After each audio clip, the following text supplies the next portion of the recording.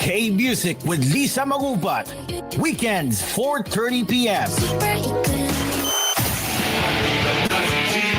Tambayan ni Chit-Chit. Saturdays, 7:30 p.m. Poppin' Rappin' Sundays with The Computer Parts. Sundays, 9:30 p.m. after koolNews Primetime.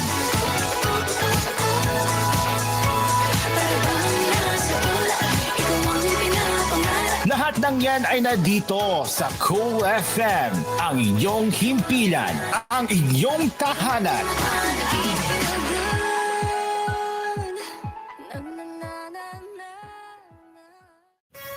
You're listening to koolFM.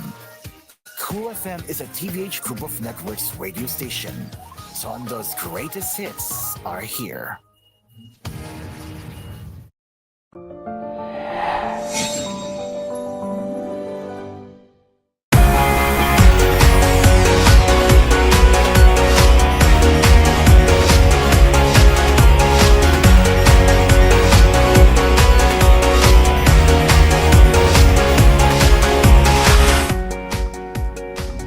Good morning to everyone and welcome to Hello Pilipinas. Today is Sunday, October 30, 2024, and yes, in fact, if you're wondering why we are not in the studios again, it's because we are experiencing some technical difficulties when joining the game. So, long story short, before we start, well, it was working fine yesterday, and now when we join the Cool Studios, the items are all unanchored, and it's kind of saddening. So yeah, I don't know why, but I really don't know why. But yeah.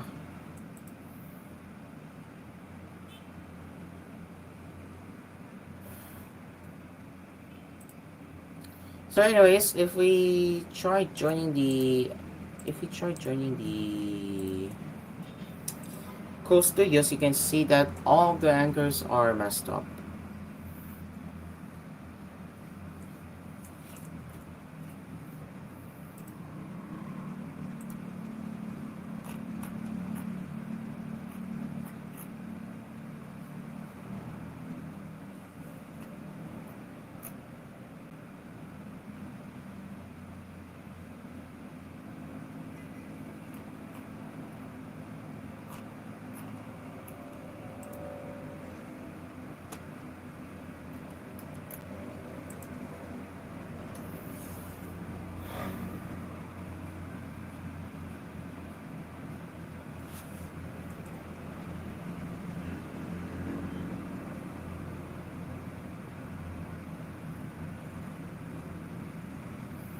Anyways, let's get into the rest of the lifestyle happening. So yes, I have installed Rustdesk because AnyTask is now detecting that I'm using AnyTask for commercial use. So well, I had to switch to alternative here. So yeah. Okay, let's get into in-car lifestyle while we are at it here.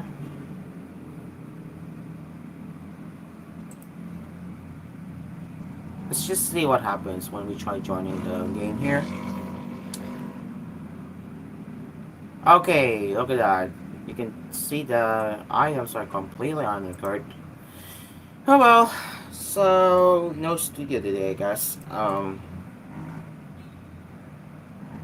You're gonna take a look at the cheesecake that is trendy. So, would you rather have your cheesecake being trendy or traditional? Let's have a look at this.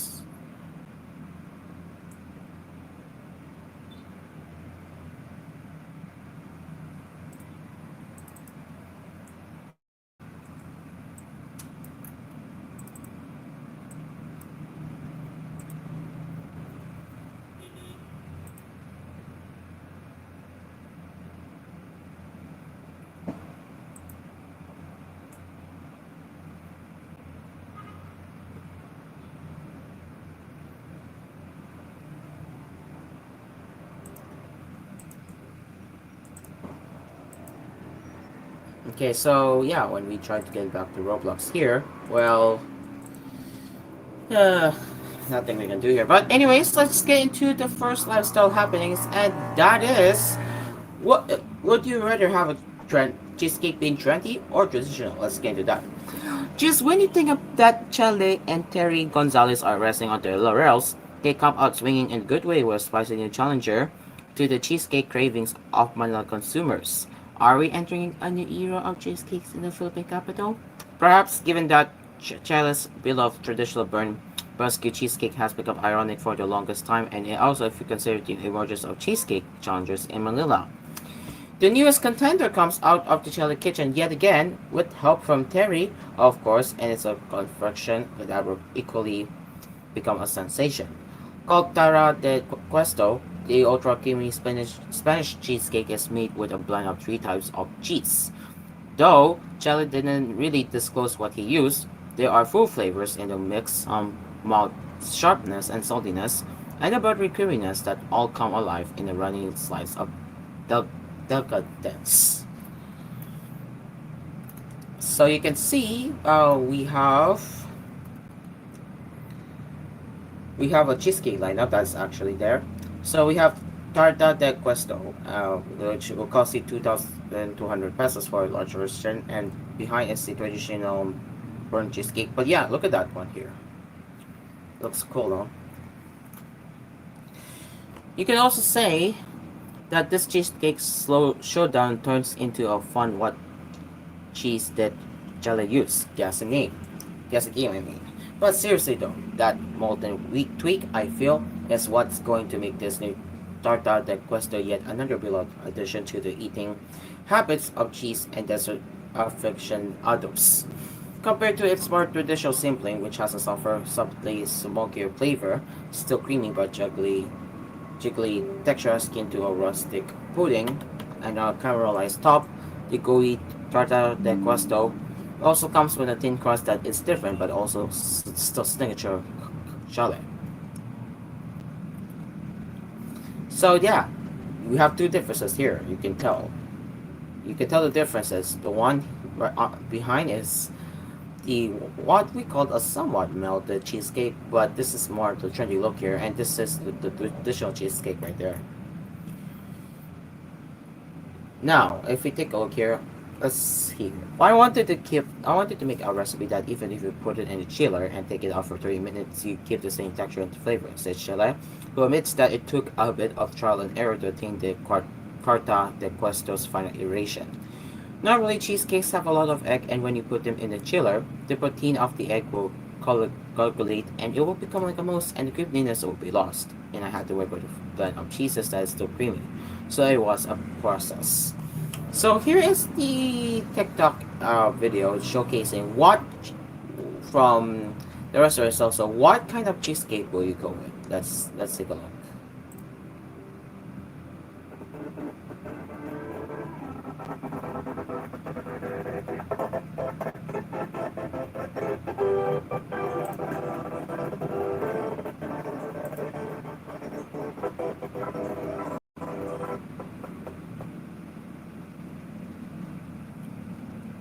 Okay, okay, I don't know, the audio did not work here. Let's try one more time.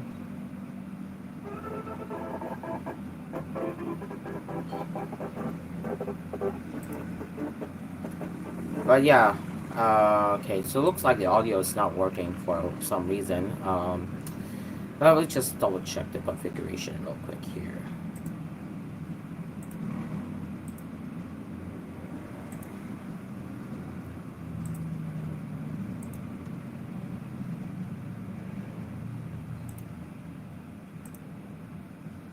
Excuse me as we wait, as we try to resolve here.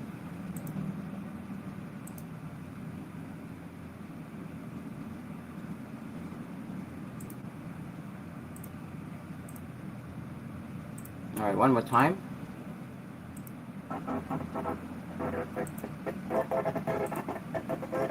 Okay, it's not working. That's weird. So, yeah. Guess, let me just double check the settings again. Just making sure it's not muted. Oh, it is muted. Okay, let's Let's play one more time.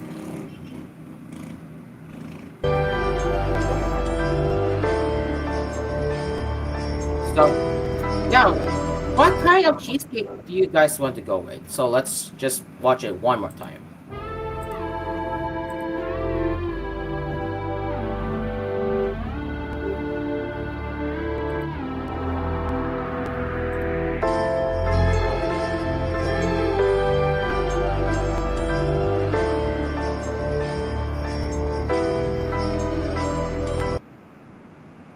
That's so yeah, you just saw that TikTok video. What will you go with? Alright.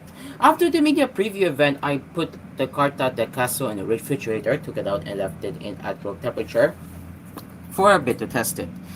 And the slice I had delivered, it's punchy, cheese heavy, and in essence seems to preserve the Chinese flavors more. A couple days after as I'm ready to speak, I remember Charlie saying we want to make people happy, and in my mind this approach has never been lost on him as I oblige to his words and take another joyful slice. Yes, I'm happy, Charlie. So yeah, the Carta de Queso is available for dine-in, pickup, or delivery at the podium. Orders can also be placed online, or you can message to Burn Rescue Cheesecake by Chale on Fiverr at +63917653887. If you visit the podium store until October 30th, that's today, and buy any slice of Carta de Casa, you will receive a complimentary slice of the traditional Burn Rescue Cheesecake. Okay, so that's the cheesecake right here we just saw. So again, what kind of cheesecake do you prefer? Is it is it this one or that one? It's up to you. It's your choice. Do you want to go with that? Let me know what kind of cheesecake do you prefer. Alright, it is now 7:14 in the morning, and I bet Terry is going to be doing another hinge program meme again. I won't be too surprised here. But anyways, TVH Network viewers and koolFM listeners, we will get more into the lifestyle happenings and more. Again, yes, I don't care at this point if we have hinge problem because again we are having close to technical difficulties. Well, anyways, Hello Pilipinas will return after these messages. We will be right back.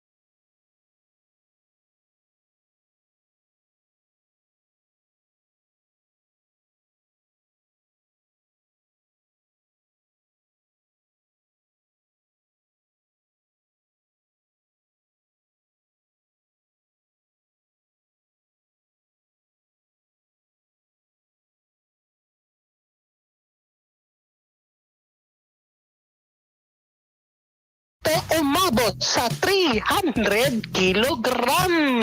Makichismis. So, anong say mo? Tirik sa Mix Channel. Cheat, cheat, cheat, cheat. Next da. Sisi. At makigulo tuwing gabi kasama ang Hangout with Mamoy. Hangout with Mamoy. Lunes hanggang Miyerkules, 8 p.m. at 9:30 p.m. Ito po ang Hangout with Mamon. Dito lang sa nag-iisang himpilan, koolFM.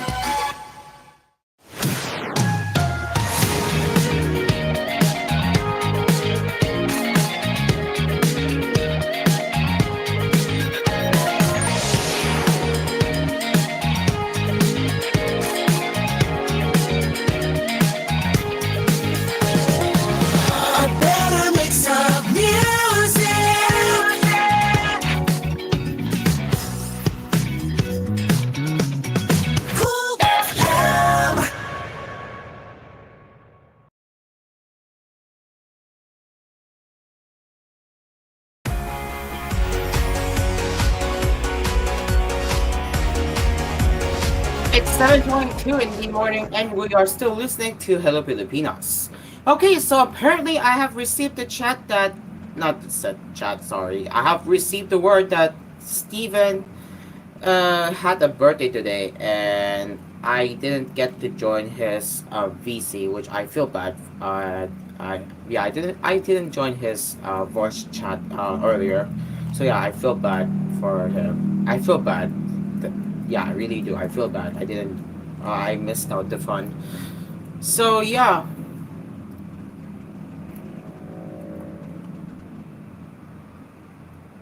So yeah. Again, I feel bad. I didn't get to, you know, catch up on the on Steven's birthday VC earlier. So yeah. Anyways, Steven, if you're watching this, happy birthday, man. I hope you are doing well. And yeah, I heard you're turning into my age now. So yeah, again, happy birthday, man. Have more wishes to come and more blessings to come, man. Happy birthday, man. All right, so yeah, now let's continue with another round of the lifestyle here. And I don't know if you have anything new here. If not, oh wait, we have about this one here, which we will cover too. Let me just brush my teeth in a bit. I just woke up. I always wake up being getting tired here. Alright, so here it is. Can't handle the heat just yet? Here's how to acclimatize. So, look at that. This is I think this is related to the health tips here. But yeah, before I start reading this one, I need to brush my teeth. Give me a few moments, please. Thank you.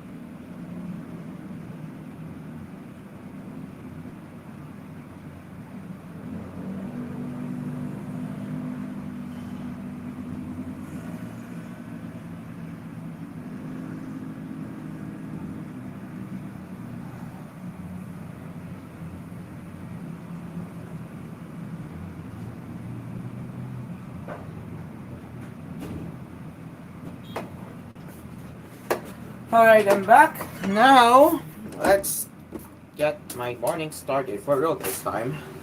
Let's get started here with another lifestyle happenings, and this time it's about the tips on how to acclimate. Alright, racing long distance is difficult for a number of reasons. What, excuse me. Aside from the sheer volume you have to put in during training, the mental toughness you have to endure, and the amount of nutrition you need to keep an eye on, there are a few overlooked variables that are just as important. One of those variables is heat acclimatization. When we train for any race, it's normal for most of our sessions to be shorter than the event itself. Sure, there will be some big days and really long workouts, but more often than not, these don't exceed the actual distance or duration. This is especially true if you're racing events like a half Ironman, full Ironman, marathon, or ultra marathon. Quite frankly, it's too strenuous, and from a fitness standpoint, not necessary to keep hitting super long workouts unless you're a professional and actually have a very high workload to begin with. Over the past few months, I have been using a core body temperature sensor in training, and I think this is a game changer in terms. Okay, from a heat adaptation perspective, our training presents a unique problem. For example, for an Ironman 70.3, you are expected to run 21 kilometers close to noon time. However, in training, most of our long runs start early or late in the morning. This not only means that our environment is cooler, our body is also fresher, our core temperature is lower, and we are less fatigued. Brick workouts help since it involves running after a hard or long bike session, but oftentimes it's not enough to simulate the heat strain we experience during the race itself.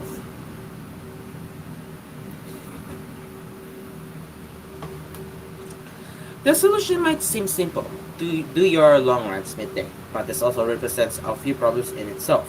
For one, if run too aggressively, it can lead to heat stress or other heat-related illnesses. It's also a bit impractical and very tough to do consistently. Over the past few months, I have been using a core body temperature sensor in training, and they believe that this is a game changer in terms of heat acclimatization. It's given them a ton of insights with regard to proper, methodical, and effective heat training. So here are the few things they learned. So number one, do it gradually. Just like training, heat adaptation is a long-term process. We can't expect to do well in the heat just by exposing our bodies to hot temperatures. Our body needs to be introduced to it gradually and consistently, otherwise we risk overstressing our body, which can lead to overtraining symptoms, burnout, or other more severe health problems. So here's a tip. You can start by introducing short heat training sessions 3 to 4 times a week. This can be as short as 50 minutes long, then gradually work your way up to longer durations. Heat can come in multiple forms: sunlight, ambient temperature, and humidity. Sunlight is often associated with the heat for good reason. Living in a tropical climate, when the sun is high and there are few clouds, our surroundings get hot really quickly. In simple terms, it's obviously the main reason why we feel hot. However, sunlight itself is only part of the equation. Extended exposure to such can lead to sunburn, but if ambient temperatures are low, it doesn't affect us as adversely as the latter.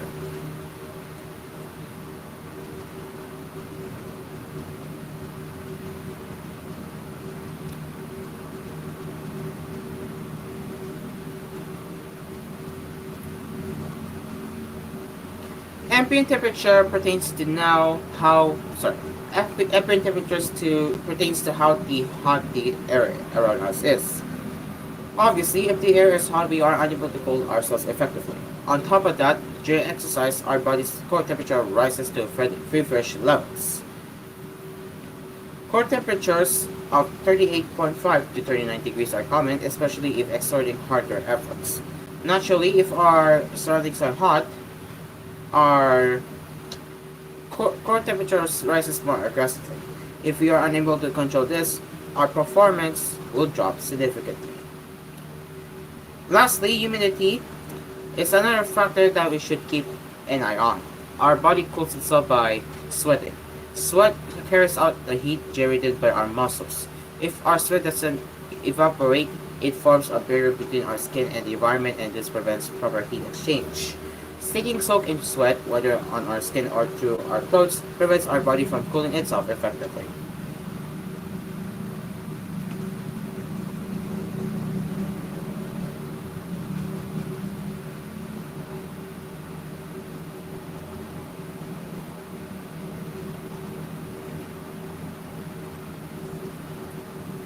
High humidity is not conducive to evaporation. This is why we often feel like the air is thick and heavy during such scenarios. This type of heat is usually the most taxing and unbearable type of heat, especially during exercise. Another tip, protect yourself from the sun by wearing caps on sunscreen, but also make sure that your apparel is made of breathable sweat wicking fabric. This will help mitigate the onset of heat stress.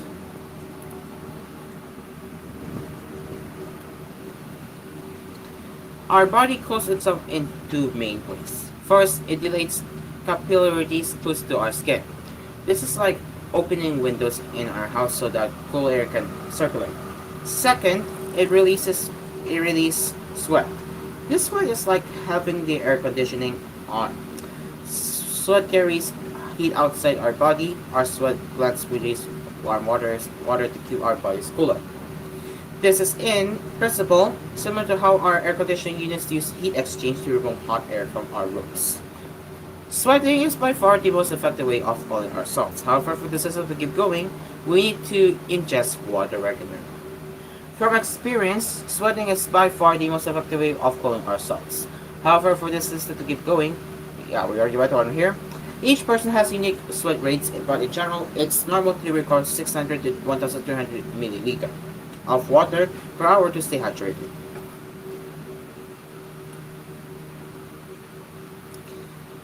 This depends on environmental conditions, the intensity of efforts, size and weight, and even genetics. One thing to remember is that electrolyte injection is also important. When we sweat, we release electrolytes such as sodium. If the fluids we ingest don't have any electrolytes, we might reach a point in which we don't have enough electrolytes in our bodies. This is called hyponathermia, which can have adverse health effects. With this in mind, taking in electrolytes during long, intense rains and hot conditions is very important. Just like sweating, electrolyte loss is very unique. That's why we have been offering sweat endless in the lab for several years already. However, as a general rule of thumb, 400 to 600 milligrams of sodium per liter of water is a good place to start. And the last tip here is to consume around 600 to 1,300 milliliter of water with 400 to 600 milligrams of sodium diluted in it. It differs from person to person though, so adjust as necessary or seek the help of a competent coach. Living in the Philippines, heat is something we have to deal with on a regular basis. It can be rippling if we don't manage it well. However, if you take all the boxes right and do it so consistently, it's not that hard to be more resilient in hot conditions. So again, those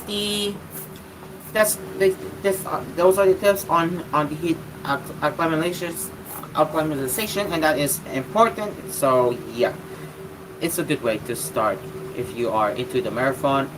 Yeah, if you're into the workout marathon or anything that you want to do, this is the way. Alright, so yeah.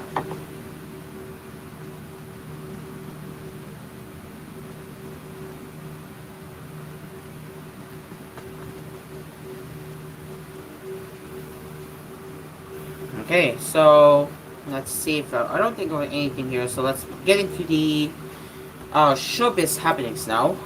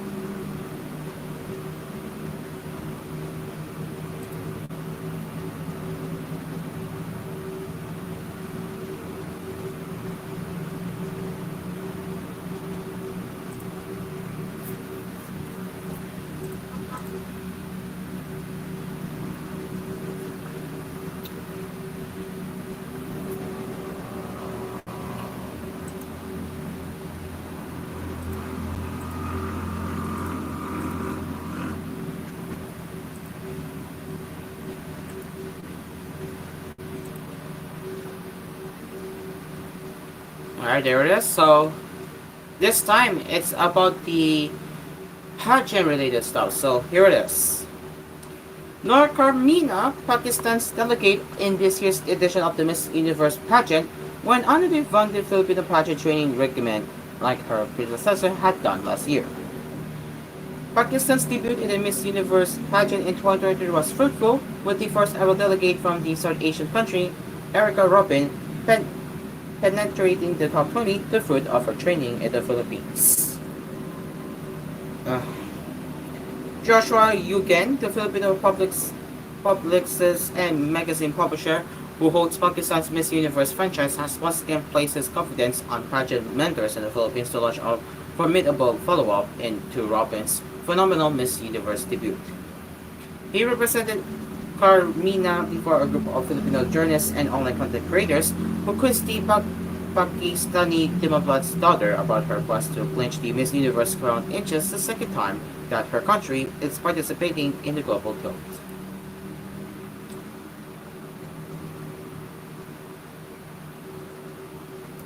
Alright, now while I'm reading here, let me examine what went wrong with the Cool Studios here. But we'll get into that later while I in the commercial break. But anyways, let's continue here. My training is split into a few spheres: question and answer training, hair and makeup training, pasarela training, some mental training with Josh so that I could calm my nerves in the pageant, she said at the gathering. I'm trying to just learn everything as fast as I can because there's limited time, but I'm always up for a challenge. And Erica set the bar very high, which I think is great for me because now I know what I'm aiming towards. So I'm really grateful for everything she's done. Carmina added. She added her predecessor briefed her on what to expect in her visit to the Philippines. Make sure you bring your A game because the expectations in the Philippines are very high, so respect that culture. As well for pageantry and make sure you train hard, she quoted Robin as saying. She told me to be enthusiastic and authentic to who I am, be true to myself, train my hardest, but also enjoy the experience because it goes by really quickly. So that was her advice to me, Carmina added. When Inquirer.net asked how her Robin's Miss Universe debut has impacted her views on pageantry, Carmina responded, "It's completely changed my perception because she broke the norm, she performed in a bikini, and she was still so powerful even though some would argue she's at a disadvantage because of what she's wearing." Carmina continued, "I think Robin broke the glass ceiling and said, you know what, I'm a Muslim majority country and that is not going to stop me. I'm still going to perform and I'm so proud of her. I'm so proud to call her a friend. I think she changed the standard for what Muslim country women can do at these things. So I'm really grateful." The Pakistan beauty is among the more than 100 delegates who will compete in the 73rd Miss Universe pageant. Cricketing queen Shinis Palacios will relinquish her crown to her eventual successor, who will be chosen at the end of the coronation show at the Arena CDMX in Mexico City, Mexico on November 16th, that is November 17th in Honolulu. Okay, that's the entertainment happenings right here on Hello Pilipinas. We will continue with that later. But it is now 7:40 in the morning and we will get into koolNews early edition on Hello Pilipinas. That's coming up next right here on the show. So stick around, people. We will return after these messages.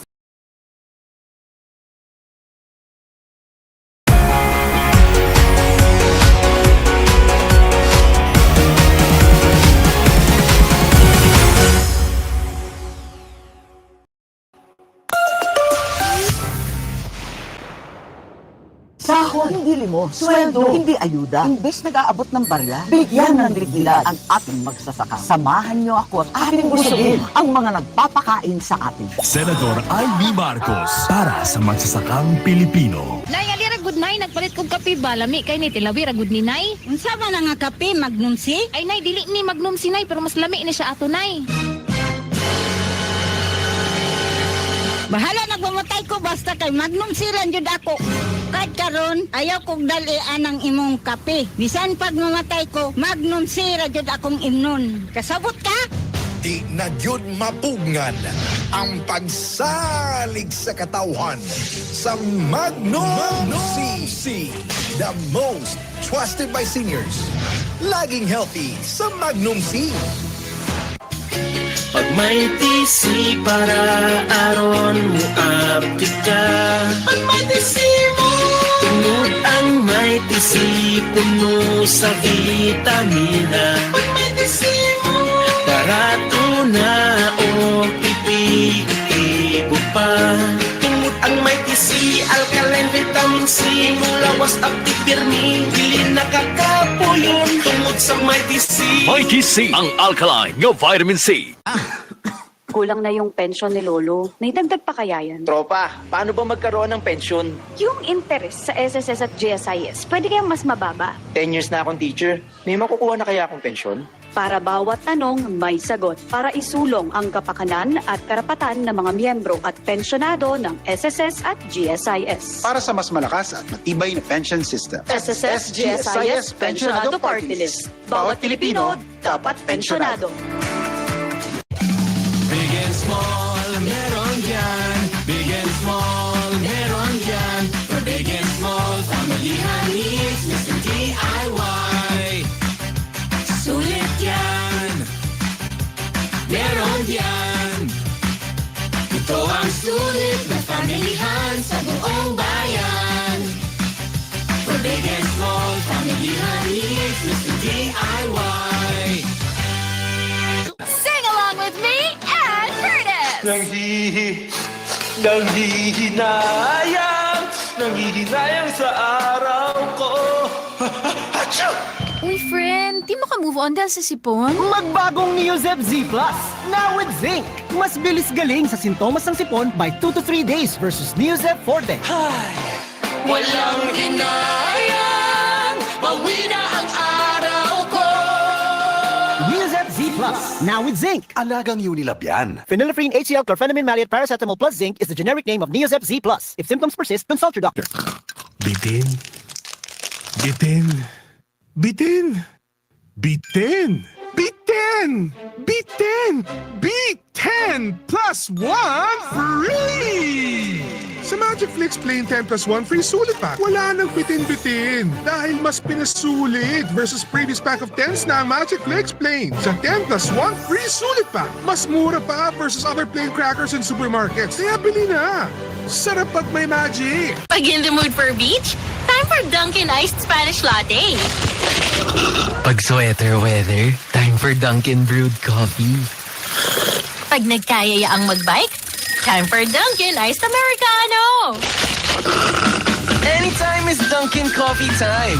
My hot and iced coffee for any moment, any vibe, anytime. Eh, ikaw? Time for Dunkin' Coffee, hot or iced. Nare, alam mo ba pag may diabetes, humihina ang immune system. Kaya sabi ng mga pro, araw-araw mag-immune pro. The only one with Zinc Plus technology. Kaya buo ang vitamin C at zinc at most prescribed by doctors. Tulungang palakasin ang immune system with proper diet and exercise. Magtiwala sa Pro. Immune Pro. Unilab yan. Sodium ascorbate plus zinc is the generic name of Immune Pro. If symptoms persist, consult your doctor. Hindi birong maging isang ina. Dapat hands-on ka sa maraming bagay. Lalo na sa mga iniinom na gamot. Dapat ready ka. Kaya kapag may sakit sa pamilya ko, gaya ng sakit ng ulo, sakit sa katawan na may kasamang lagnat dulot ng sipon, allergic rhinitis o sinusitis, Simdex D ang ipinapainom ko. Gamot laban sa sintomas ng trangkaso. Simdex D is available in Mercury Drug Stores and other drug stores near you. Phenylpropanolamine hydrochloride chlorphenamine malate paracetamol is the generic name of Simdex D. If symptoms persist, consult your doctor. Also available Simdex D syrup for kids and Simdex D Forte for adults. Ohio! Don't you love it when good mornings start like this?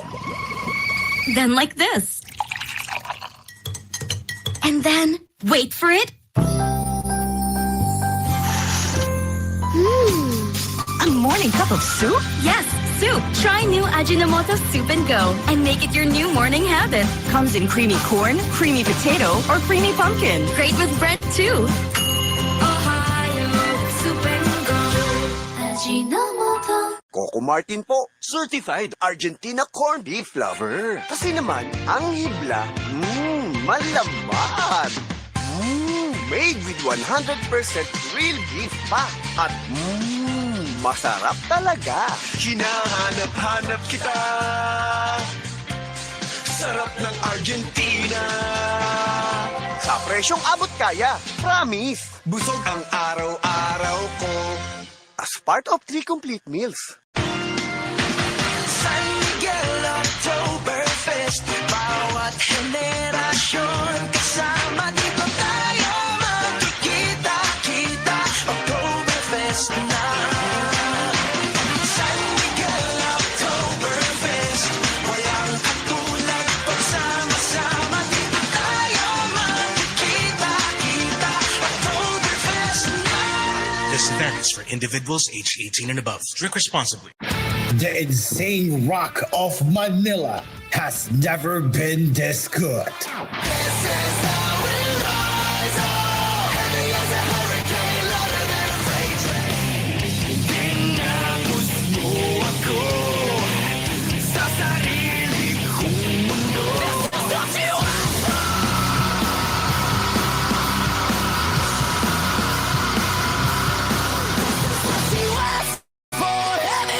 This is Rock Weekdays with G. Mondays to Fridays, 4:30 p.m. on koolFM.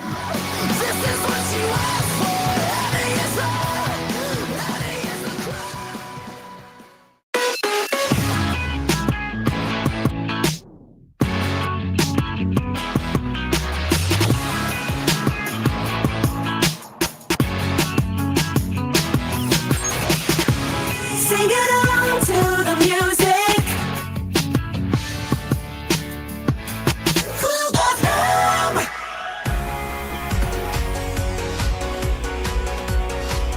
Live from Kool Studios, this is koolNews Early Edition.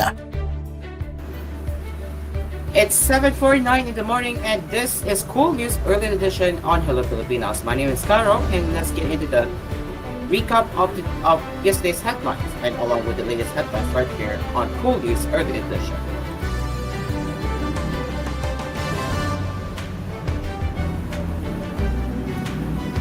The Second Congressional Commission on Education, EDCOM-2, on Saturday called for the expansion of the quota for science high school scholars as the government supports merely 1% of the country's more than 27 million students.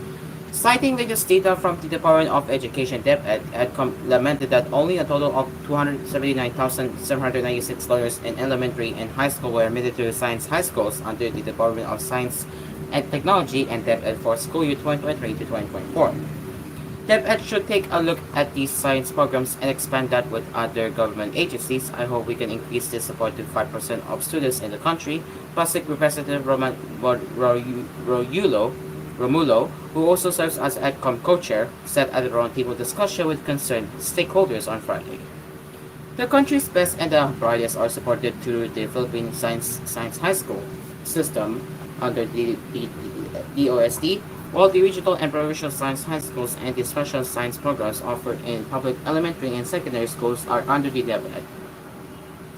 Most of the DOST and DepEd scholars were in special science programs at the grade school level and into the special program on science, technology, and engineering at the secondary level, the same DepEd data show. The rest were in regional science high schools, illustrated science high schools, and PSHS. So for the number, we have for the number of each respective levels. For the grade school level, we have 106,670 students. Secondary level is 143,118. And for the rest, with regional science high schools, 9,428. Illustrated science high schools with 10,230. And PHSS with 10,350. The congressional body noted that the figures fell in comparison with other countries where the coverage hit around 3%, like in China and South Korea, and all the way to 10% of the learners in Australia and Europe. According to Ronald Lee Artesa, Executive Director of PASHS, the school had to reject qualified students in the regions due to limited slots. Artesa was quoted by EDCOM as saying that some students in Calabarzon, for example, had to be turned down due to a cut-off of 120 in the region. A call for admissions for grade 7 students for school year 2024-2025 posted on PSHS website shows that only 1,920 out of the top 50,000 exam qualifiers were eligible to enroll in their chosen Hillside campus. This means only nearly 30% of qualified applicants can be accommodated and taken in as scholars.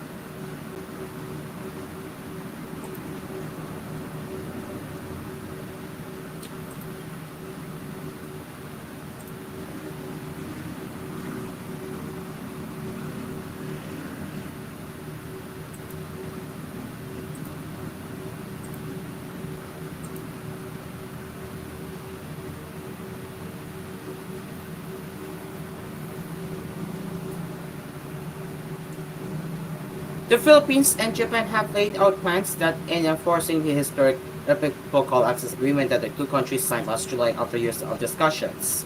The RAA is a visiting forces of agreement that allows greater military cooperation amid increasing security tensions in the Southeast Asian region. According to the Japanese embassy in Manila, President Marcos and newly elected Prime Minister Shigeru Ishiba held informal talks on Thursday on the sidelines of the Association of Southeast Asian Nations ASEAN Summit in Laos. The embassy said Marcos congratulated Ishiba for his recent integration.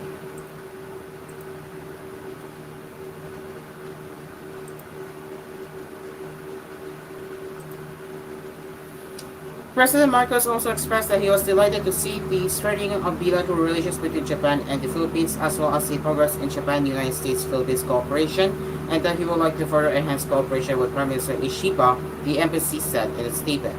Ishiba responded by reciprocating Marcos' enthusiasm for the two states' growing alliance and proposed to further deepen cooperation with Manila in the midst of an increasingly challenging regional security environment. Marcos and Ishiba also confirmed they will move with the procedures for the early entry into force of the RAA. Talks about the RAA, Japan's term for VFA, date back to the 1990s after the Philippines signed a VA with the United States. However, discussions about an RAA was moved until after Manila concluded a status of its enforced pact with Australia in 2007. The RAA talks resumed only in earnest in 2023 until the Philippines-Japan Reciprocal Access Agreement was signed in July 8, 2024. It was the first RAA Japan signed with the Southeast Asian nation and the third such agreement signed by the Philippines after its pact with the United States and Australia. Under the RAA, Philippine and Japanese forces are allowed to be deployed on each other's soil for joint military exercises and operations. The argument also streamlines the entry of military equipment for supplies for both countries.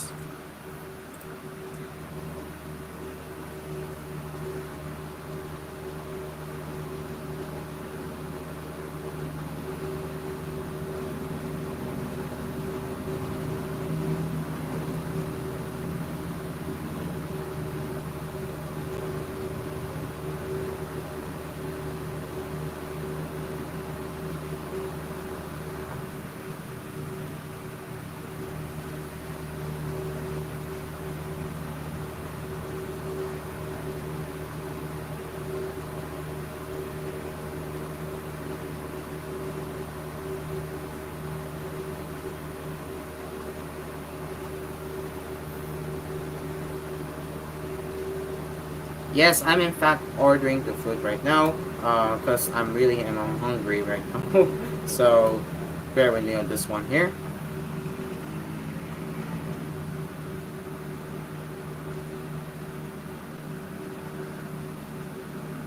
Alright, so now I have ordered the food. Now let's continue here.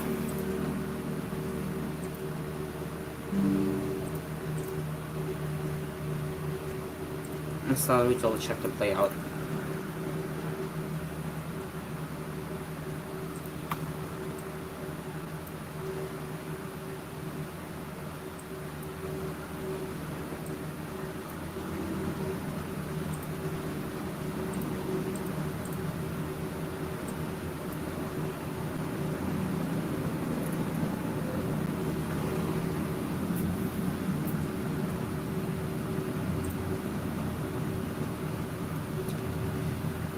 Davao City became the top local government outside of Metro Manila with the highest locally sourced tax take, amassing 6.67 billion pesos in revenues. According to data obtained by the Inquirer, Davao City had the highest tax collections with 6.67 billion pesos last year, up by 10.9% from 6.02 billion pesos recorded in 2022. Coming in second was Cebu City with 4.70 billion pesos, which saw an increase of 15.3% in 2023 for 4.07 billion pesos in the previous year. Completing the 10 cities with the most taxes generated are Santa Rosa City with 3.95 billion pesos collections last year, up by 90.5% from 3.31 billion pesos. This was followed by Calamba City at 3.57 billion pesos, Cagayan de Oro City with 3.13 billion pesos, Bandaca City with 2.73 billion pesos, and Antipolo City with 2.56 billion pesos, Rizal Province with 2.50 billion pesos, Iloilo City with 2.47 billion pesos, and Mantes City with 2.42 billion pesos. Bureau of Local Government Finance Executive Director Solution Gallo Lee attributed the higher local government tax take to updated revenue ordinance and schedules of market values, adoption of fees and charges toolkit, effective tax campaign, efficient collection, and adoption of innovative strategies. Likewise, more provinces and cities have updated the schedule of market values, increasing real property tax collections, Dr. Lee told the Inquirer. 13 provinces and cities joined the ranks of local governments with more than 1 billion pesos in tax collections. Camaresor led the list this year, collecting about 1.34 billion pesos, followed by Negros Occidental with 1.36 billion pesos, Limay Bataan with 1.17 billion pesos, and Mariveles Bataan with 1.16 billion pesos. Zambales Province and Calaca City also recorded 1.16 billion pesos and 1.14 billion pesos respectively. The increase in local tax collection should reflect a proportional increase in local government's asset values, but the Commission on Audit, which released the data in October last year, has not yet released its list for 2023. In 2022, the COA tagged Quezon City as the wealthiest city in the country despite a decrease in asset value from 451.007 billion pesos in 2021 to 443.406 billion pesos in 2022. It was followed by Makati City with total assets of 239.476 billion pesos, Manila with 77.506 billion pesos, Pasig City with 52.152 billion pesos, Taguig City with 40.840 billion pesos, Madue with 34.231 billion pesos, Cebu City with 30.545 billion pesos, Mandaluyong with 32.550 billion pesos, Davao City with 29.701 billion pesos, and Paranaque with 27.276 billion pesos.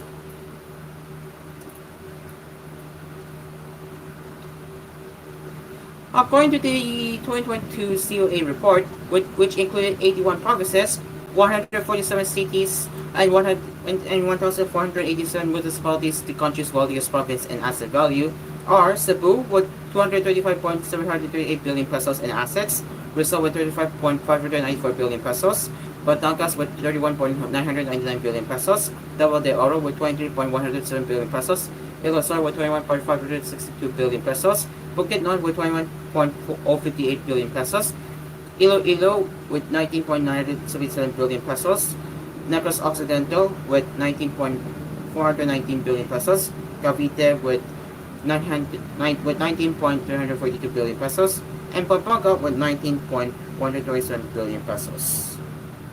This is a powerful statement to the improving governance, expanding financial capacity, and growing fiscal independence of our local governments nationwide. This also means that the development of our economy is becoming more inclusive, and more Filipinos from different corners of the country are benefiting from the continued progress, Finance Secretary Ralph Recto said in a statement. In a separate statement last week, the Department of Finance said that the local government reform project would ensure the smooth implementation of the Real Property Valuation and Assessment Reform Act. With the RPVARA, the government aims to attract more investments and boost local revenues. Additionally, a data sharing agreement was signed between relevant government offices and local governments to facilitate the creation of the Real Property Information System and other digitalization systems associated with the OGRP as it aims to build a comprehensive database system, enhancing the ease of doing business and strengthening data sharing with the Bureau of Internal Revenue to improve tax administration.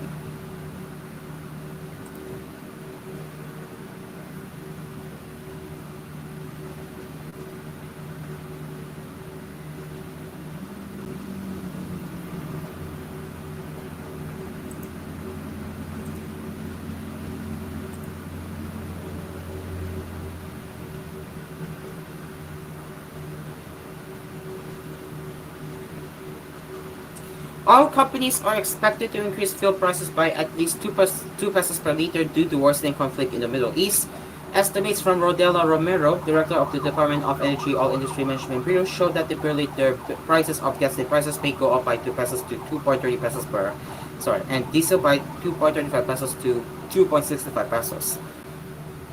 Kerosene prices are expected to have the biggest upward adjustment, ranging from 2.45 pesos to 2.55 pesos a liter. Jetty Petroleum also projected higher price movements for next week. It said the prices of diesel and gasoline may climb by 2.50 pesos to 2.70 pesos and 2.30 pesos to 2.50 pesos respectively. All companies usually announce their official prices every Monday, with the adjustments implemented the following day. Last week, fuel retailers also increased the prices of diesel and kerosene by 1.5 pesos and 70 centavos per liter respectively.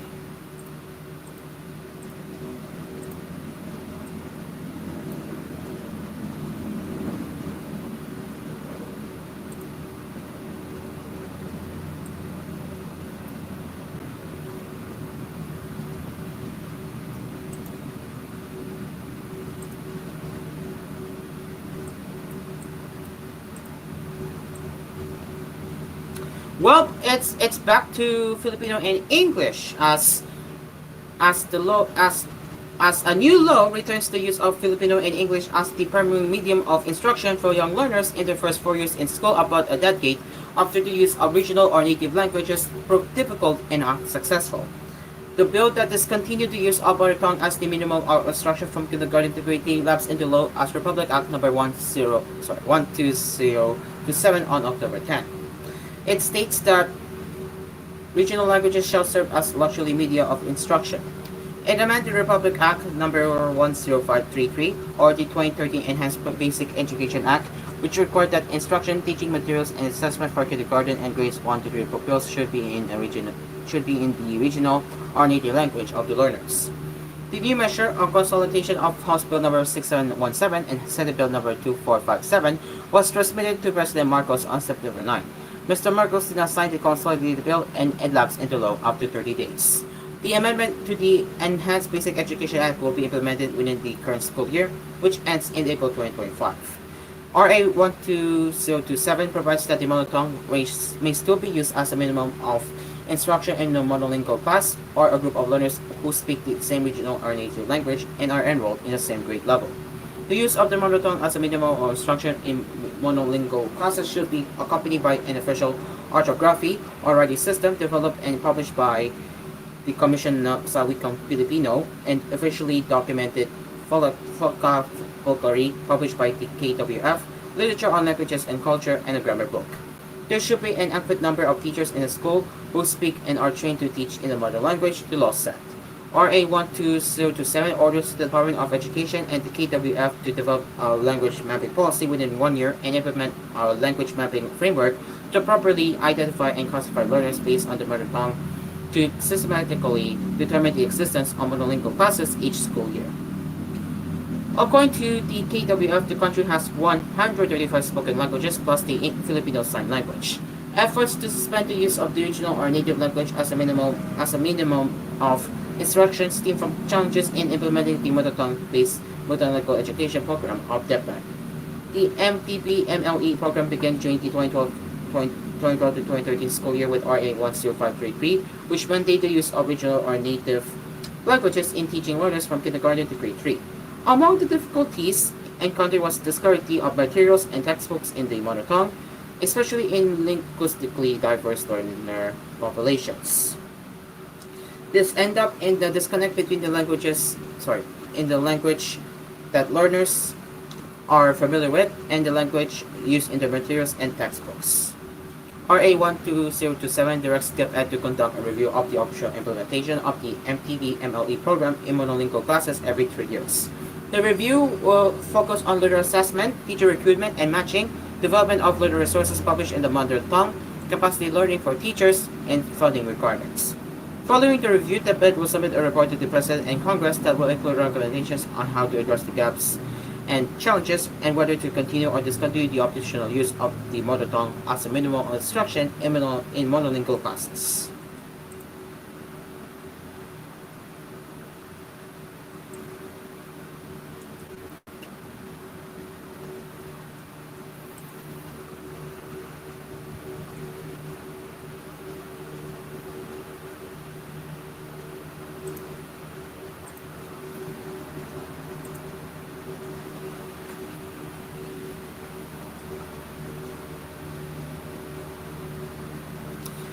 And another hike this time is the NLEX rates.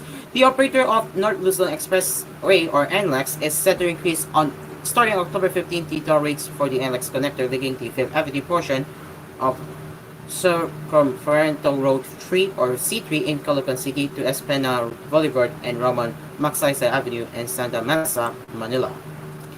Under the new metrics, Class 1 vehicles, regular cars, and SUVs will have a 33 pesos hike to 119 pesos. Class 2 for for buses and small trucks, an increase of 84 pesos to 299, and Class 3 large trucks, a 116 pesos hike to 418 pesos. The current rates until their increase takes effect on Tuesday are 86 pesos for Class 1, 215 pesos for Class 2, and 302 pesos for Class 3 vehicles.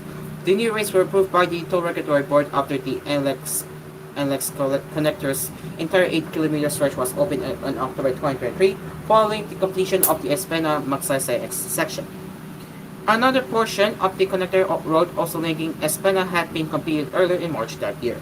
Providing an alternative route for all vehicle classes, this all-elevated expressway bolsters job and business opportunities in the areas it traverses by improving accessibility to and from the north, the Pangasinan-led company said in a statement over the weekend. This year, NLEX Corp earmarked 12 billion pesos for capital expenditures. Meanwhile, our Labor Federation on Saturday denounced the RTB's persistent plan, despite protests from several sectors to impose in January 2025 penalties on motorists lacking functioning radio frequency identification tags or with insufficient load on those tags. The Federation of Free Workers described TRB's no RFID, no entry policy as legal as thief and highway robbery done without shame. We strongly oppose the TRB's announcement that penalties for non-compliance will begin in January 2025. This move will unjustly burden motorists who are already grappling with rising living costs, FFW said in a statement issued by its President Suleiman Dula and Vice President June Ramirez. Toll roads are essential for work and daily commutes, and this penalty adds unnecessary financial strain, they said. Instead of focusing on improving infrastructure and customer service, the TRB is creating new venues for collecting fines and fees, punishing ordinary motorists for system deficiencies, the group also said. The RFID system was introduced to streamline toll payments and reduce congestion, but it was plagued by such problems such faulty tag readers and inefficient reloading process. Madula, a lawyer, had also cited a provision in the civil code saying that legal tender should be accepted for all transactions in the country. Even if a motorist has cash and is ready to pay, he will still be penalized for not having an electronic ID. This effectively devalues our legal tender, recognized by law, making transactions using currency issued by the central bank subject to penalties. It's both absurd and unacceptable, FFW said. The group said the RB should abandon the planned penalties and instead focus on fixing the tollway system's reliability and accessibility before punishing motorists. FFW also said it has exhausted administrative remedies by communicating its concerns to TRB. It's the Department of Transportation at the Office of the President. Unfortunately, the response from the Marcos administration has been nothing but DETMA, a complete disregard. If these penalties are enforced in 2025, we will challenge this in the Supreme Court to protect motorists from unjust penalties, Madula said. But the OTR has twice postponed the RFID policy, which was supposed to be implemented on August 1. Which is over 2 months before the penalties take effect, FFW urged motorists to ensure their RFID tags are functional and loaded. And that's the first gap of koolNews early edition on Hello Pilipinas. We will return with the international headlines and the weather forecast later at around 8:40 on Hello Pilipinas. It is now 8:12 in the morning, and we will be returning to Hello Pilipinas after these messages. We will be right back.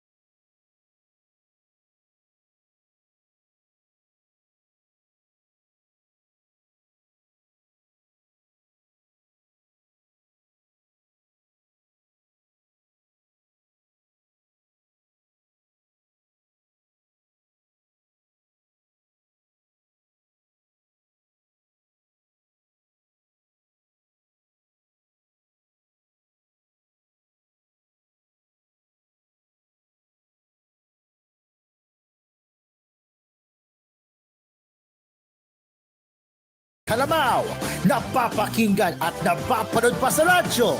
Sa pagsapit ng alas 6:30 ng gabi, kami ang iyong mga kasama. Ito ang With Master Geo, Fridays and Saturdays on koolFM.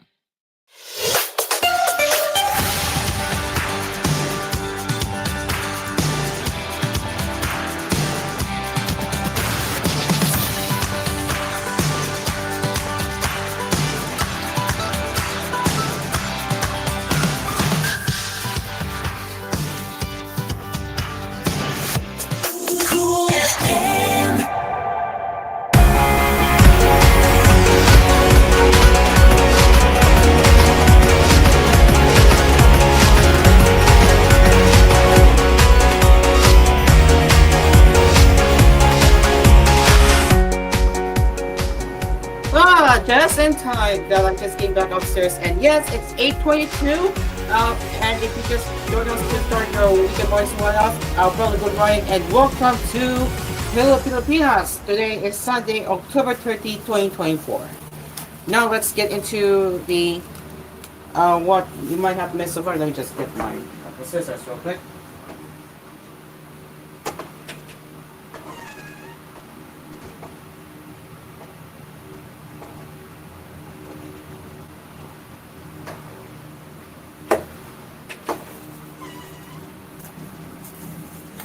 Okay, good. So yeah, I have ordered.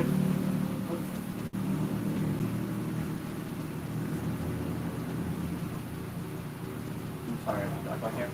Okay.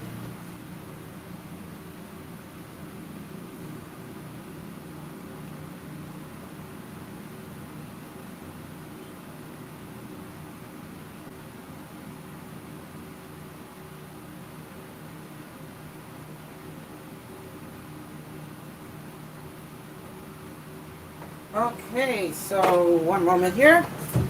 Great. Oh, sorry. Okay. Alright, so if there are no new lots of happenings, we can move on to the rest of the entertainment, and this time we're gonna be covering anime right here. Just got the seat here. Alright. Okay, my foot ready. Oh yeah, we do have a hash dog. Yes, we do have a hash dog. Don't think the spoons are included, no? Yep.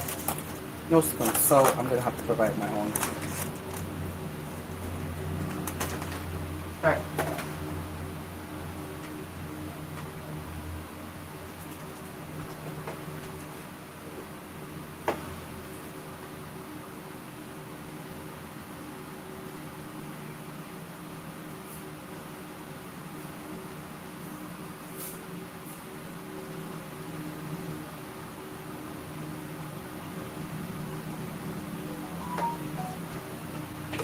Okay, hold on. Okay.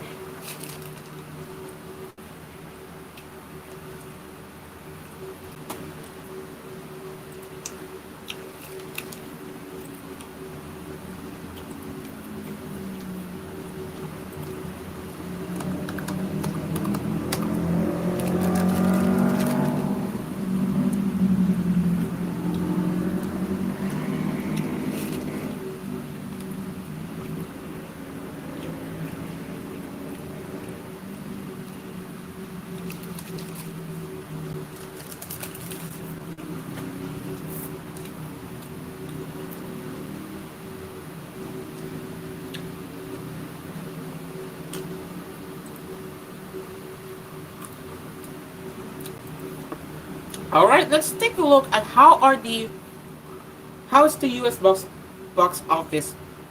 Let's take a look at how the US box office earnings are doing this week. So,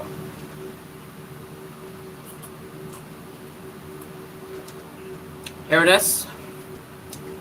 Audiences are apparently ready for a different kind of clown. Starfire 3 is carrying off the second week of Joker. Floxia Deluxe. Yes, we have I have covered that last week, and I'm pretty sure that movie is not doing well because, yeah, the audience did not like the movie, so it turned out to be a flop for Joker Fully Deluxe.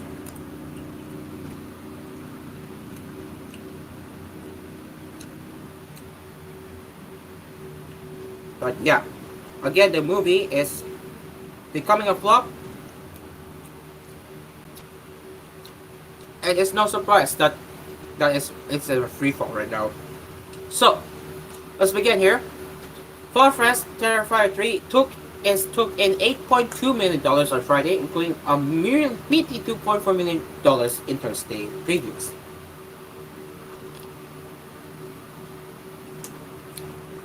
Heading for a weekend that could be upwards of $70 million.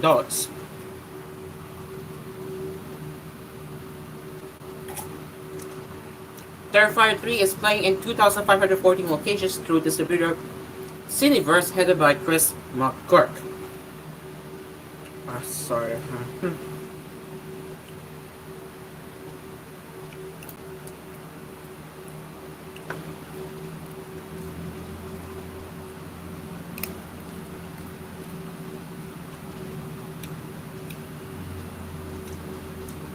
The Guard Preschool is stuck in controversy for its violence and in stroke of good old-fashioned horror movie showmanship. The film has launched a hotline for people who want to complain about the carnage. Meanwhile, family animated tale The Wild Robot in week 3 and the 6th weekend of Warner Brothers Beetlejuice for $1.95 million on Friday are both seeing more action than Joker Fully Deluxe, which plunged more than 80% to $2.2 million on Friday.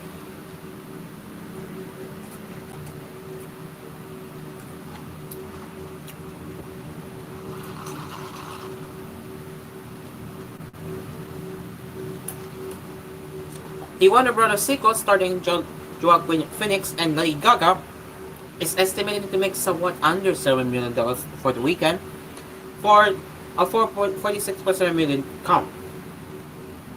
DreamWorks Animation and Universal's The Wild Robot brought in $3.8 million on Friday, heading for a possible $13.8 million weekend.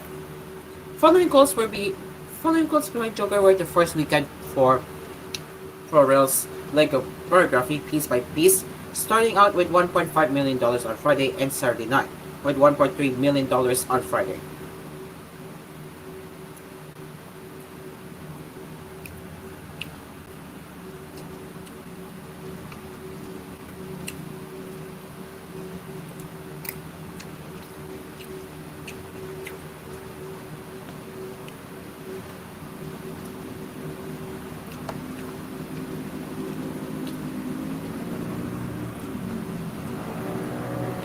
Focus Features noted that Piece by Piece received an A cinema score and is heading for an estimated $3.5 million opening weekend.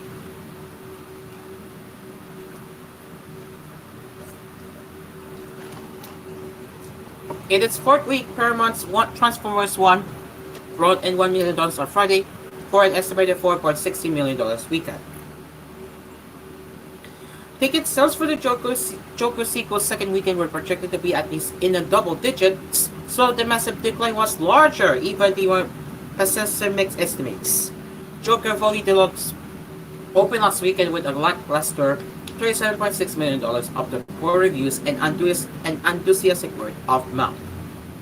Well, actually, I have to say about the Joker is that, again, I heard the movie is not great, and the story and it does not respect the fan base, so no surprises here that the movie is in very huge decline.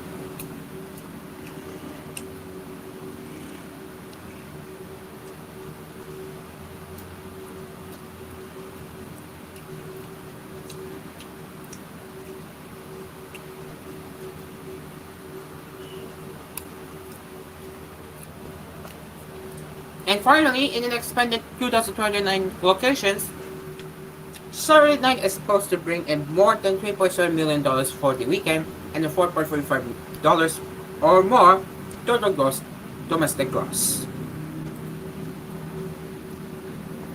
Alright, so yeah, again guys, I'm still eating. Apologies for if I'm suddenly stopped reading. I said, I'm really hungry, so that's why I'm reading. I had to eat right here.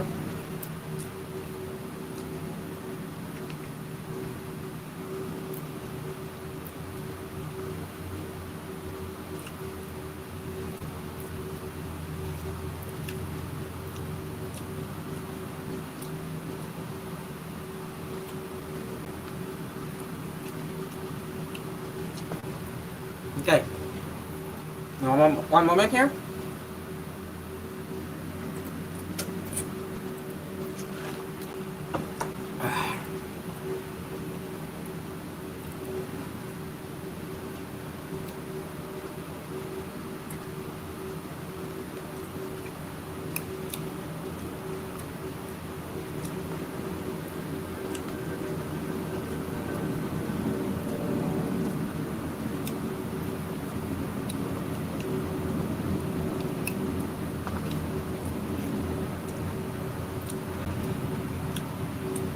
Alright, moving on to the next one. Alien Romulus will soon be bursting into your living room, just like the creature that emerges one from the chest cavity of Navarro or any room. And just about anyone else unlucky enough to encounter Xenomorph in the Alien franchise. The 7th installment in the 45-year Alien Films series hits Prime Video, Apple TV, and Fandango at home on October 15 ahead of its 4K, Ultra HD, Blu-ray, and DVD release on December 3.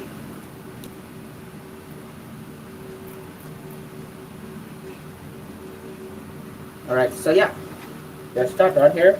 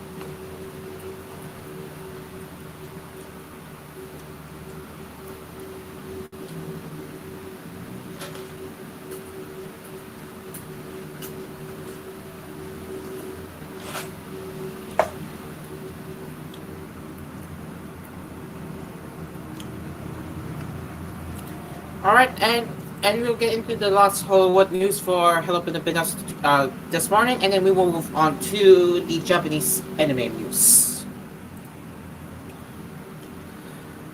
Finally, I just finished eating since I was really hungry, and that's why you didn't get to hear my usual voice.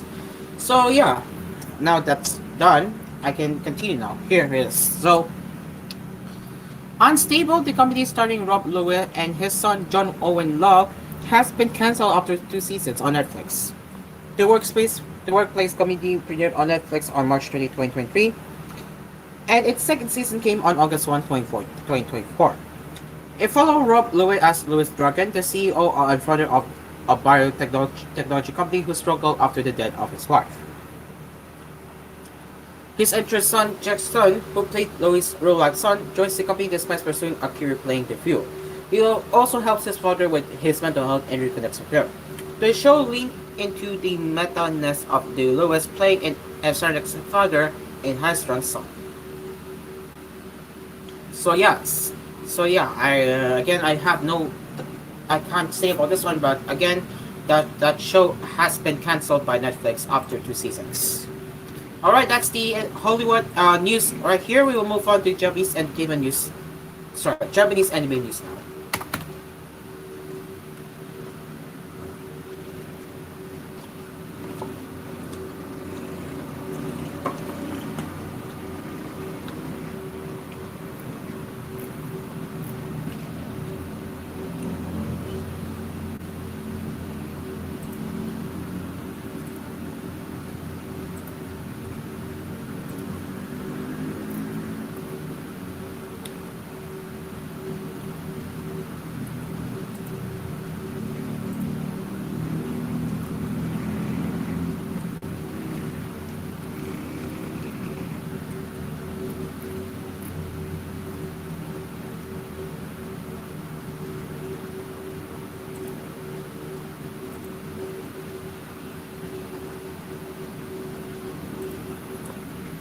Alright, let's begin with the first anime news.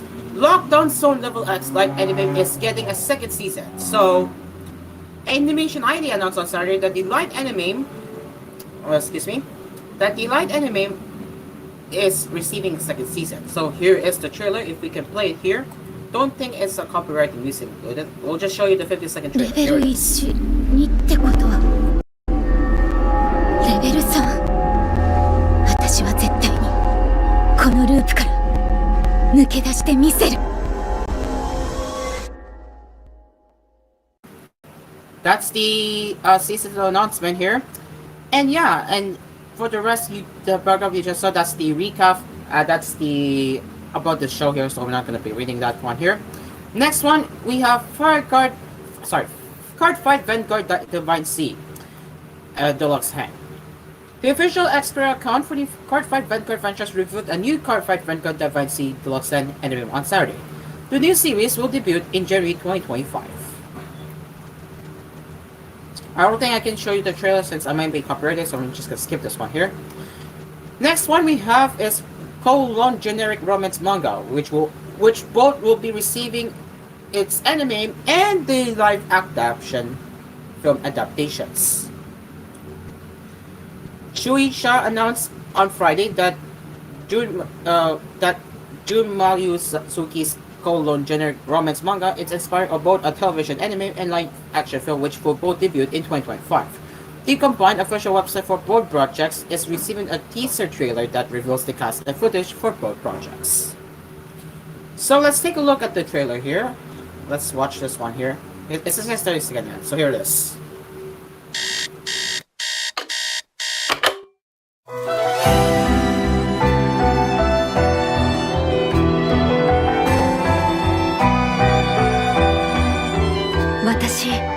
私クーロンに恋をしているこの夏のクーロンはどうかしてるぜクーロンジェネリックロマンス So that's the combined trailer of both the television anime and the live action film adaptation. So who's starring here? Well, Haruka Shiraishi will be playing as koolNews-based real estate agent as Reiko Rei, while Tomokatsu Tsukita plays her colleague Jamie Kuto. So yeah, those are the cast members. And for the live action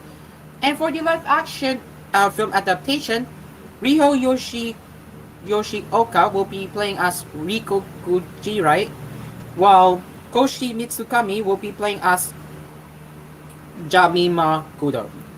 Both of them for the live action. That's for the live action film adaptation. And finally, My Hero Academia will be having a final season that is set to air in 2025. The final 21st episode of the 7th season of the My Hero Academia anime aired on Saturday and announced that the anime's next season will be the final season. The final season is slated to debut in 2025. In the below video, Daku states, "This is the story of how we became the greatest hero," before announcing the final season. I'm not going to be playing it, I won't bother playing. But yes, here is the visual of the final season of My Hero Academia. So yeah, exciting times ahead, and looks like this means My Hero Academia will be reaching its climax very soon. That's the anime headlines on Hello Pilipinas, which categorizes as entertainment news, which we covered from the local showbiz in the first cup. Second, second for the Hollywood and Japanese anime right here. It is now 8:42 in the morning. We will be getting back into Hello koolNews early edition on Hello Pilipinas, and along with the international headlines and weather forecast right after this break.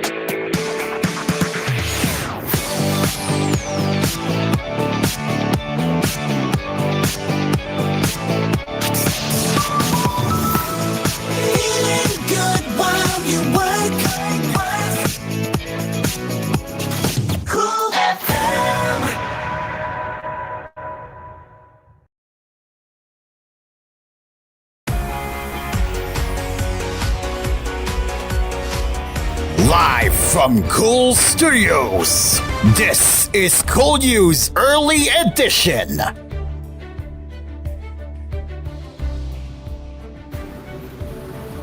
It's 8:48 in the morning, and you are still with us right here on Hello Pilipinas, and this is koolNews Early Edition on Hello Pilipinas. Let's get into the international headlines as millions of dollars have poured into bets on who will win the U.S. election after a last-minute court ruling opened up gambling on the vote, upping the stakes on a too close to call race that has already put voters on edge. Contracts for Kamala Harris victory were trading between 48% and 50% in favor of the Democrat on Friday on Interactive Brokers, a firm that has taken advantage of a legal opening created earlier this month in the country's long-running regulatory battle over election markets. With just a month until the November 5 vote, markets opened after a court in Washington ruled that Kalshi, a startup that has been trying to introduce political betting in the United States for years, could take wagers even as legal appeals by regulators against the company continue. With this, more than $6.3 million have been put on the line for the Kamala Harris $2 job matchup alone, with users also betting on control of the House and Senate. It's the latest turn in a years-long saga between the Commodity Futures Trading Commission and firms wishing to offer election betting, a legal practice in a number of other countries, and one that some Americans participate in outside of regulators' oversight for their offshore markets. On one such offshore-sized polling market, with more than $1.7 billion has been placed on the Harris-Trump matchup, with Trump holding a 54-45 advantage over Harris on Friday night. Those in favor of gambling or even contracts in finance terms say it is a legitimate way to hedge backs against adverse outcomes like into futures contracts. Some also argue that the markets are better than polls. These contracts are important. Steve Sanders, Executive Vice President of Marketing and Product Development at Interactive Brokers, told HS Press Friends. They're good for people to take a view on what they think is happening and hedge their portfolios. In just days, more than 1 million contracts have been traded on Interactive Brokers.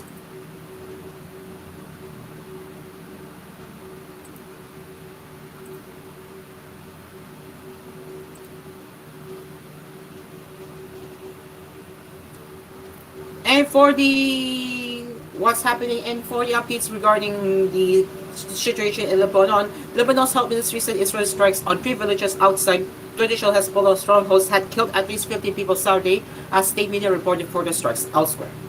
An Israeli enemy struck Masra, a Shiite Muslim majority village in a mostly Christian mountain area north of Beirut, left 9 dead and 50 wounded, the ministry said in the statement, updating an earlier talk.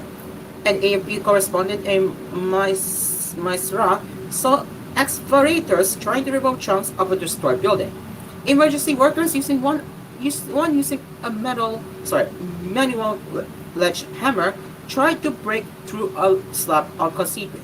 Separately, the ministry said 4 people have been killed and 18 others wounded in an Israeli enemy strike on Barja in the Shop district south of the capital.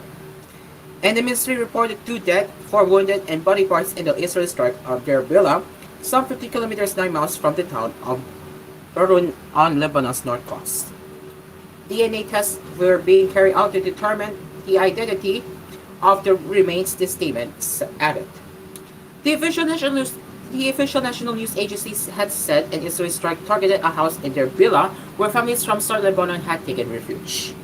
Another AFP correspondent in Deir Bila saw a mattress, pillows, bed covers, a washing basket, and clothes along the wreckage as people shifted through the rubble by hand and smoke rose from a smokeless pile. In East Lebanon, the management of the Tal Jihab Hospital said in a statement that the facility had sustained light material damage due to strikes that targeted the vicinity of the mainly Christian town of Zabul. No patients or staff had been injured and the hospital was still operating, it added. Since September 23, Israel has been heavily bombarding South and East Lebanon as well as Beirut's southern suburbs, saying it is targeting Hezbollah sites. The mountain area near Masra as well as Barja, Deir Bila, and Hasal are not areas usually considered Hezbollah strongholds. And that's the international headlines for koolNews. We will now get into the weather forecast provided by Pagasa.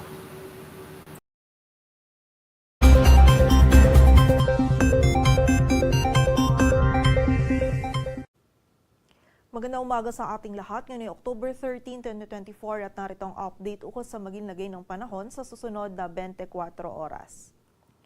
Patuloy pa rin umiiral ang shear line or yung pagsasama ng mainit at malamig na hangin dito sa bahagi ng extreme northern Luzon kung saan ngayong araw magdadala pa rin ito ng mga pagulan dito sa bahagi ng Batanes at Babuyan Island. Samantala, ang easterlies naman ay magdadala rin ng mga kalat-kalat na pagulan, pagkidlat at pagkulog dito sa silangang bahagi ng northern at central Luzon. So pag-iingat po para sa ating mga kababayan sa posibilidad ng mga pagbaha at pagguho ng lupa. Samantala, sa nalalabing bahagi naman po ng ating bansa ay meron lamang tayong mararanasan ng mga isolated na mga pagulan, dulot yan ng mga localized thunderstorms. At sa kasalukuyan ay wala tayong minomonitor or namamataan pa na sama ng panahon na maaaring makaapekto dito sa ating bansa. At para nga sa magiging lagay ng panahon ngayong araw ng linggo, maulap na kalangitan at mga kalat-kalat na pag-ulan, pagkidlat at pagkulog pa rin yung mararanasan dito sa bahagi ng Batanes at Babuyan Islands, dulot po yan ng shear line. Samantala, magiging mataas din po yung tsansa ng mga pag-ulan, pagkidlat at pagkulog dito naman sa bahagi ng Cagayan, Isabela, Aurora at Quezon, dulot naman po yan ng easterly. So muli po, pag-iingat pa rin para sa ating mga kababayan sa posibilidad ng mga pagbaha at pagguho ng lupa. Samantala, dito naman sa Metro Manila maging sa nalalabing bahagi ng Luzon ay meron tayong mararanasan lamang ng mga isolated na mga pag-ulan, pagkidlat at pagkulog. Ito po yung mga biglaan at mga panandaliang pag-ulan, pagkidlat at pagkulog, lalong-lalo na po yan sa hapon at gabi, dulot ng mga localized thunderstorms. Yung mga regional offices po natin ay nagpapalabas ng mga thunderstorm advisories or mga babala ukol sa mga pag-ulan nito. Agwat ang temperatura sa Metro Manila ay mula 24 to 32 degrees Celsius. Samantala sa bahagi naman ng Visayas at Mindanao, ngayong araw po, yung buong bahagi ng Visayas at Mindanao ay makakaranas din ng bahagyang maulap hanggang sa maulap na kalangitan. Meron tayong posibilidad lamang ng mga isolated na mga pag-ulan, pagkidlat at pagkulog, dulot pa rin po yan ng mga localized thunderstorms. But during severe thunderstorms po, itong mga pagulan nito ay posible pa rin maging katamtaman hanggang sa mga malalakas na pagulan na maaaring magdulot ng pagbaha at pagguho ng lupa. So pag-iingat pa rin po para sa ating mga kababayan. Agwat ang temperatura sa Cebu ay mula 25 to 32 degrees Celsius at sa Davao naman ay 26 to 33 degrees Celsius. At para naman sa lagay ng dagat baybayin ng ating bansa, wala po tayong nakataas na gale warning, kaya malayong makakapalaot yung mga kababayan nating mga isda, pati na rin yung may mga maliliit na sasakyang pandagat. Dito sa Metro Manila, ang araw ay sisikat mamayang 5:47 ng umaga at lulubog mamayang 5:37 ng hapon. Patuloy po tayo magantabay sa updates na ipapalabas ng Pag-asa at para sa mas kumpletong impormasyon, bisitahin ang aming website pagasa.dost.gov.ph. At yan po muna ang latest dito sa Weather Forecasting Center ng Pag-asa. Grace Castañeda, magandang umaga po. Thank you very much, Grace Castañeda, for the weather today. And that is it for the Cool News Early Edition on Hello Pilipinas. If you have any news suggestions or feedback you'd like to share, you can get in touch with us at tvh.philippines.news@gmail.com. And we will return with another news headlines later with Cool News at noon. Until then, my name is Cairo. We will get back into Hello Pilipinas right now.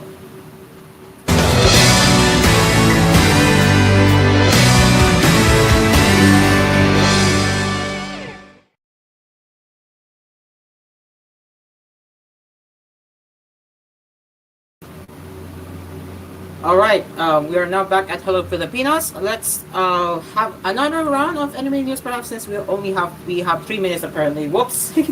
Okay. Well, not to we're gonna fill our time and then we will do the quote of the day here.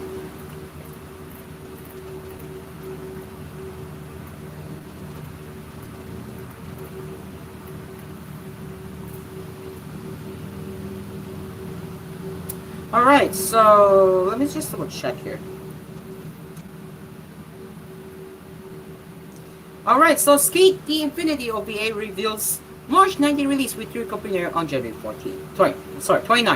No, not 29. 24, okay.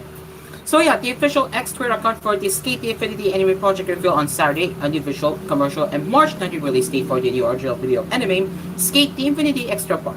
The OVA will also get an early theatrical screening on June 24 for a limited time across 10 theaters in Japan. So this is a visual right here. The 4 episodes within the OVA are titled Kami no Neko Konbini Sono Achi, Machi de Machi ni Nareru Koto, Morning Routine, and Ganre Hiromi-chan. So that's the Skate the Infinity OVA right there. And now, finally, we will do the quote of the day to close today's broadcast of Hello Pilipinas. Alright, so today's quote of the day. The finance still has to go through the hottest fire. That's from Richard M. Nelson. And that is it for the Hello Pilipinas this morning. Thank you very much for joining us to start your Sunday mornings with us. We will be back again next week, and hopefully our cool studios will be fixed by then, because again, what we saw, what happened yesterday was disappointing. We couldn't get our studios to work, especially that our studios has been destroyed by the lag, and we are trying to get it resolved as soon as possible before tomorrow's broadcasts of Asphere Cafe and other koolFM primetime shows. Okay, with that, coming up next on koolFM is Dina and Justin in a moment, and on the TVH Network is Konosuba. Alright, until then, I'm Cairo. Good morning and hello Pilipinas. We will see you next week. Bye-bye.